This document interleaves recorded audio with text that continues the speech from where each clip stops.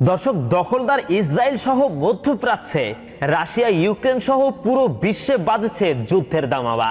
আমাদের হাতে এসেছে সর্বশেষ ভয়ঙ্কর আপডেট, আন্তর্জাতিক সংবাদ। সংবাদের শুরুতেই থাকছে সংবাদ শিরোনাম। প্রথমেই জানাবো, উত্তর মেরুতে বরফের নিচে সামরিক ঘাঁটি খুঁজে পেল নাসা। এরপরে জানাবো, এবার গাজায় যুদ্ধবিরতির জন্য চাপ দেবে যুক্তরাষ্ট্র, জানিয়েছে বাইডেন।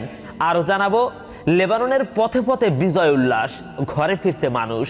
এবং সর্বশেষে জানাবো, গাজায় যুদ্ধবিরতি প্রতিষ্ঠার জন্য প্রস্তুত তুরস্ক, জানিয়েছে এরদোগান। দর্শক, শুনছিলেন সংবাদ শিরোনাম, এখন জানুন বিস্তারিত। উত্তর মেরুতে বরফের নিচে সামরিক ঘাঁটি খুঁজে পেল নাসা। চলতি বছরের এপ্রিলে গ্রিনল্যান্ডের বরফের উপর দিয়ে বিমান চালানোর সময় কিছু অসাধারণ তথ্য সংগ্রহ করেছেন আর্কটিক বা উত্তর মেরুতে বরফের নিচে সামরিক ঘাঁটি খুঁজে পেল বিমানটির রাডার স্ক্যানার। নাসার গালফ স্ট্রিম বিমানটির রাডার যন্ত্রটি আর্কটিক বরফের নিচে একটি পরিত্যক্ত শহর শনাক্ত করেছে। এটি ছিল স্নায়ু যুদ্ধের স্মৃতিচিহ্ন। এটিকে এক সময় সামরিক ঘাঁটি হিসেবে ব্যবহার করত US army corps of engineers. অত্যন্ত দূরবর্তী এই সামরিক পোস্টের নাম ক্যাম্প সেঞ্চুরি। এটি বরফের পৃষ্ঠের মধ্যে প্রায় 150 মাইল ভেতরে খোঁড়া হয়েছিল। এটি একটি বিশাল সুড়ঙ্গ নেটওয়ার্ক নিয়ে গঠিত। 1959 সাল থেকে 1967 সাল পর্যন্ত এই স্থান পারমাণবিক মিসাইল উৎক্ষেপণের পরীক্ষা করার জন্য ব্যবহৃত হয়েছিল। সম্প্রতি এই রাডার ডেটা থেকে দেখা গেছে যে বরফ এবং তুষারের 100 ফুট পুরো স্তরের নিচে বেশ কিছু কাঠামো বিদ্যমান। গত 56 বছরের মধ্যে জমে ওঠা বরফের নিচে এই কাঠামো অবস্থিত। এক বিবৃতিতে নাসার জেট প্রপালশন ল্যাবরেটরির ক্রায়োস্ফেরিক বিজ্ঞানী অ্যালেক্স গার্নার বলেন, বরফের তলানির খোঁজ করছিলাম আমরা এবং হঠাৎ ক্যাম্প সেঞ্চুরির সামনে চলে আসে। প্রথমে জানতাম না এটি কি ছিল। নাসার uninhabited aerial vehicle synthetic aperture radar UVSAR Gulfstream বিমানের পেটের নিচে স্থাপন করা ছিল। এটি ঘাঁটিটির তথ্য সংগ্রহ করেছে। নাসার বিজ্ঞানী চ্যাড গ্রিন বলেন, গোপন শহরের পৃথক কাঠামোগুলো নতুন ডেটায় এমনভাবে দেখা যাচ্ছে যেভাবে আগে কখনো দেখা যায়নি। বিজ্ঞানীরা এই মানচিত্রগুলো ব্যবহার করে অনুমান করছে যে বরফের স্তর গলতে শুরু করলে কবে আবার ঘাঁটিটি উন্মুক্ত হবে এবং এই প্রক্রিয়া জলবায়ু পরিবর্তনের কারণে দ্রুত হচ্ছে। এই স্থান এই শতকের শেষ নাগাদ উন্মুক্ত হতে শুরু করতে পারে, যা পরিবেশের জন্য অপ্রত্যাশিত পরিণতি ডেকে আনতে পারে, যেমন পারমাণবিক বর্জ্য এবং রাসায়নিক পদার্থ পরিবেশে ছড়িয়ে পড়তে পারে। ক্যাম্প সেঞ্চুরির আবিষ্কার ছিল নাসার দলটির জন্য সম্পূর্ণ অপ্রত্যাশিত। এই মিশনের প্রধান লক্ষ্য ছিল আর্কটিক অঞ্চলে জলবায়ু পরিবর্তনের প্রভাব অধ্যয়ন করা। চ্যাড গ্রিন বলেন, আমাদের লক্ষ্য ছিল ইউএভিএস এআর এর সক্ষমতা এবং সীমাবদ্ধতা বুঝে বরফের স্তরের অভ্যন্তরীণ স্তর এবং বরফতলের সংযোগের মানচিত্র তৈরির জন্য এটি ক্যালিব্রেট, ভ্যালিডেট এবং বোঝা। তিনি বলেন, বরফের পুরো সম্পর্কে বিস্তারিত জ্ঞান ছাড়া বরফের স্তরগুলো দ্রুত গরম হওয়া, মহাসাগর এবং বায়ুমণ্ডলের প্রতিক্রিয়া কিভাবে দেখাবে তা জানা সম্ভব নয়। সমুদ্র পৃষ্ঠের উচ্চতা বৃদ্ধির হার পূর্বানুমান করতে আমাদের সক্ষমতা অনেকটাই সীমিত। দর্শক, এখন জানাবো, এবার গাজায় যুদ্ধবিরতির জন্য চাপ দেবে যুক্তরাষ্ট্র, জানিয়েছে বাইডেন। ফিলিস্তিনের অবরুদ্ধ গাজা উপত্যকায় আটক ইসরায়েলি নাগরিকদের মুক্তি এবং ক্ষমতা থেকে হামাস সরকারকে অপসারণ সহ গাজায় যুদ্ধবিরতি কার্যকরের জন্য যুক্তরাষ্ট্রের আঞ্চলিক শক্তিগুলোকে চাপ দেবে বলে জানিয়েছেন মার্কিন প্রেসিডেন্ট জো বাইডেন। প্রায় 14 মাসের সংঘাতের অবসান ঘটিয়ে লেবাননের সশস্ত্র প্রতিরোধ গোষ্ঠী হিজবুল্লাহ ও যুদ্ধবাজ ইসরায়েলের মধ্যে বহুল কাঙ্ক্ষিত যুদ্ধবিরতি কার্যকর হওয়ার কয়েক ঘন্টা পর মাইক্রো ব্লগিং সাইট এক্সে এসব কথা বলেন মার্কিন প্রেসিডেন্ট। এদিকে লেবাননের মতো গাজায় অনুরূপ যুদ্ধবিরতি হবে এমনটাই আশা করছিল ফিলিস্তিনের স্বাধীনতাকামী সশস্ত্র সংগঠন ও গাজার নির্বাচিত সরকার হামাস। কিন্তু যুদ্ধবিরতি কার্যকরের ক্ষেত্রে ইসরায়েল যেসব প্রস্তাব দিয়েছে তা প্রত্যাখ্যান করে আসছে সংগঠনটি। হামাস বলছে, ইসরায়েলের শর্ত মেনে গাজায় যুদ্ধবিরতি কার্যকর করার অর্থ হলো নেতানিয়াহু সরকারের কাছে আত্মসমর্পণ করা।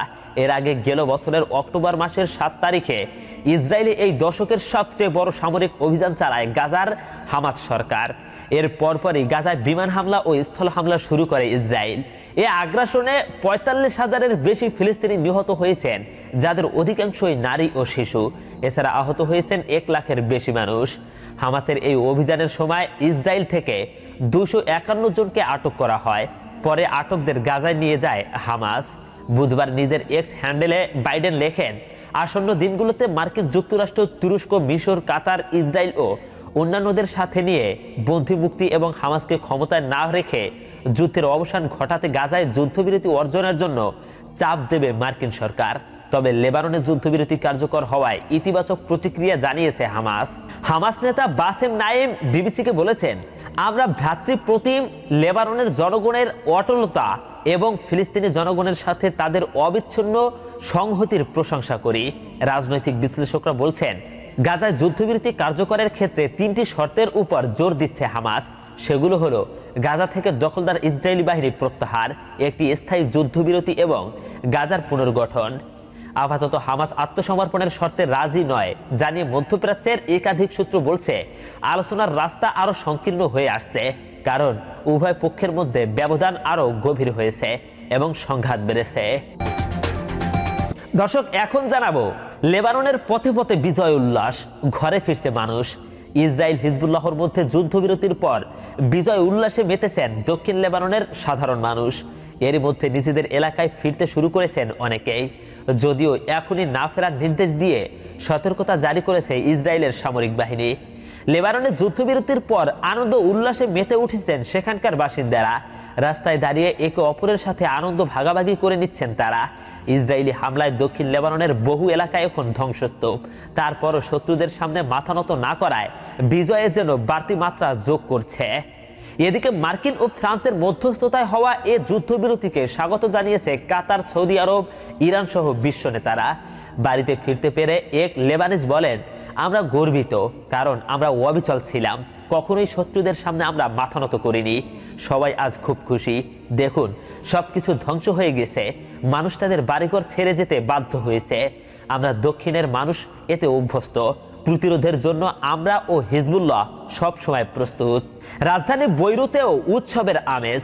হাতে বিজয় উল্লাস পতাকা ও সাবেক নেতা হাসান নাসরুল্লাহর ছবি নিয়ে বিজয় উল্লাসে মাতেন সাধারণ মানুষ। এর মধ্যে নিজেদের এলাকায় ফিরতে শুরু করেছেন ঘরহারা বাসিন্দারা। যদিও এখনই না ফিরতে সতর্ক করেছে ইসরায়েলি সামরিক বাহিনী, তবে সব উপেক্ষা করেই বাড়ি ফেরার পথে লেবানিজরা। বাড়ির ফেরার আনন্দ প্রকাশ করে অপর এক লেবানিজ বলেন, আল্লাহকে শুকরিয়া, আমরা বাড়ি ফিরে যাচ্ছি, আমরা খুব খুশি। আশ্রয় শিবিরে থাকা একজন জানান, এখানে অনেকের সাথে বন্ধুত্ব হয়েছে, ঘরে ফিরে যাব, কিন্তু আমাদের এখন আলাদা হতে হবে, তাদের ছেড়ে যেতে কষ্ট হচ্ছে।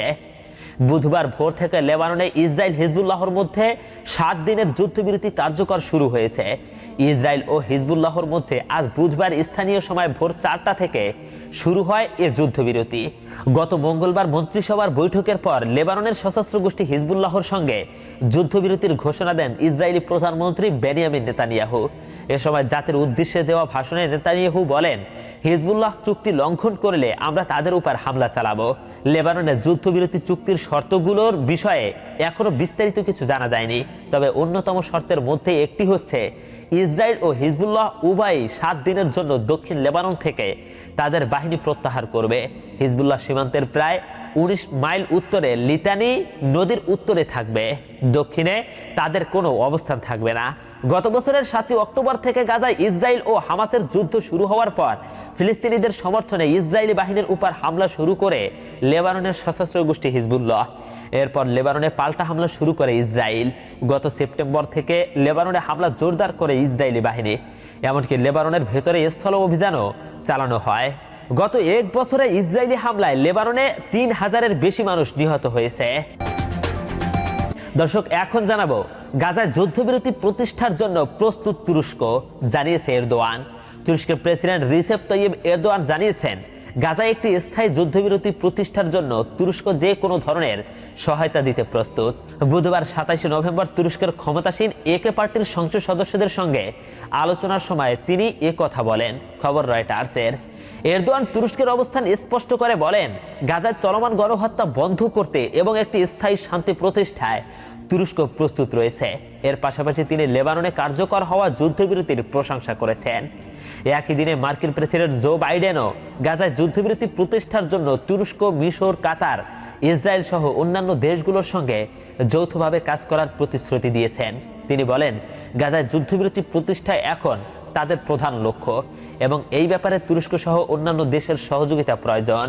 এদিকে তুরস্ক গাজা ও লেবাননে ইসরায়েলের সামরিক অভিযানগুলোর তীব্র সমালোচনা করেছে। দেশটি ইসরায়েলের আক্রমণকে মানবাধিকার লঙ্ঘন ও আন্তর্জাতিক আইন বিরোধী হিসেবে আখ্যায়িত করেছে।